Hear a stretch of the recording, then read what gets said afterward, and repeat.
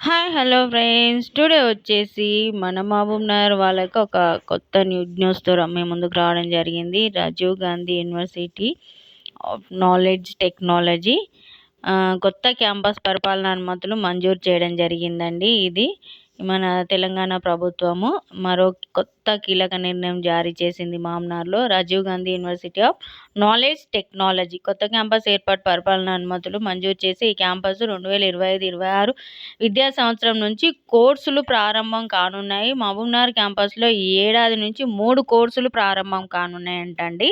దీంట్లో ఈ యూనివర్సిటీలో ఫస్ట్ వన్ వచ్చేసి ఇంటిగ్రేటెడ్ బీటెక్ ప్రోగ్రామ్. ఇదేమో 6 ఇయర్స్ ఉంటుంది. ఇది 2 ఏళ్ల ప్రీ యూనివర్సిటీ కోర్సుల్లో 4 ఏళ్ల బీటెక్ కలిపి ఉంటుందన్నమాట.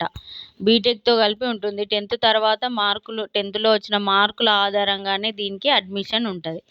సెకండ్ దిక్ MTech 2 years engineering post graduation course చేసి గేట్లో వచ్చిన స్కోర్ ఆధారంగా ఎంటెక్.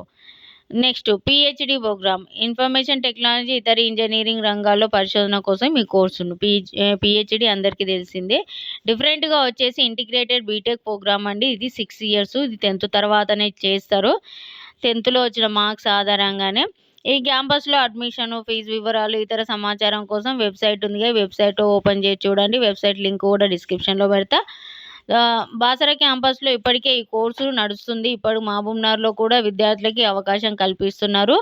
ఈ Rajiv Gandhi university of knowledge technology సాధారణంగా గ్రామీణ యువతకు ఉన్నత విద్య అందించడం దృష్టి సాధిస్తూ ముఖ్యంగా ఇన్ఫర్మేషన్ టెక్నాలజీ ఇతర ఎమర్జెన్సీ టెక్నాలజీపై శిక్షణ ఇస్తుంది. ఇన్ఫర్మేషన్ టెక్నాలజీ కాకుండా ఇతర వాటిపైన కూడా శిక్షణ ఇస్తుంది. మన మహబూబ్‌నగర్ వాసులకి ఇది మంచి అవకాశము.